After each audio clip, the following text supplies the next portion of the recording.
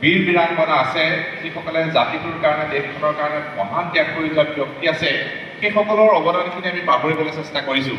গতিকে সেইবাবে আচলতে আজিৰ দিনটো বা আজিৰ এই সভাখন যথেষ্ট গুৰুত্বপূৰ্ণ। ইতিমধ্যে আমাৰ উদ্বোধক বাইদেৱে কৈ গৈছে যে জয়মতী আচলতে নাৰী শক্তিৰ প্ৰতীক। নাৰীৰ যে এটা শক্তি আছে, আজিৰ তাৰিখত নাৰী আৰু পুৰুষ বুলি বিশেষ যদিও ব্যৱধান নাই, এটা সময়ত আজিৰ পৰা বহু বছৰ আগতে নাৰীসকলক আচলতে কিছু পৰিমাণে সীমাবদ্ধ কৰি ৰখা হৈছিলে সকলো ক্ষেত্ৰতে। সেই সময়তে নাৰীৰ যে এটা বৃহৎ শক্তি আছে, সেই কিন্তু জয়মতীয়ে প্ৰমাণ কৰি থৈ গৈছিলে, সেই কথা মূলা গাভৰুৱে প্ৰমাণ কৰি থৈ গৈছিলে, সেই কথা কুলম্ব নয়নে প্ৰমাণ কৰি থৈ গৈছিলে। গতিকে এইসকল মহান মহিয়সী নাৰীয়ে আমাৰ জাতিটোৰ মাজত যে বহুতখিনি এনেকুৱা ধৰণৰ সমল আছে, সেই কথা আচলতে আমাক উপলব্ধি কৰিবৰ কাৰণে তাত ফল দি থৈ গৈছিলে। আজিও আমি দেখো যে বহুতো যেতিয়া কঠিন পৰিস্থিতি আহে, প্ৰায় সকলো মানুহে হাৰ মানি দিয়ে।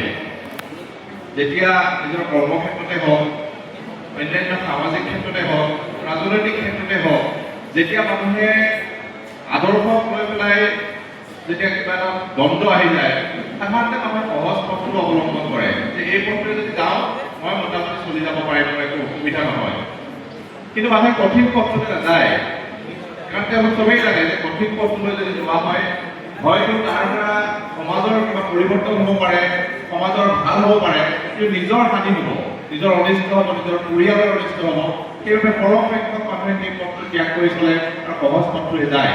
কিন্তু সেই সহজ পথটোৰে যদি জয়মতী কৰিও গ'লহেঁতেন, তেতিয়াহ'লে নিশ্চিতভাৱে ৬০০ বছৰীয়া যি আহোম ৰাজতন্ত্ৰৰ বুৰঞ্জী, সেই বুৰঞ্জী হয়তো আধৰুৱাভাৱে থাকি গ'লহেঁতেন। হয়তো চুলিকফাই শেষ ৰজা হ'লহেঁতেন, যিজনৰ শাসনকালত হয়তো গোটেই যি ঐতিহ্যমণ্ডিত আহোম সাম্ৰাজ্য তাৰ বেলি মাৰ গ'লহেঁতেন। সেই বেলি মাৰ নোযোৱাকৈ ৰখা যিগৰাকী ব্যক্তি, যিগৰাকী মহিয়সী, তেওঁৱে হৈছিলে জয়মতী। গতিকে জয়মতীয়ে নিজে ত্যাগ কৰিলে, জাতিটোক জীয়াই তুলিলে।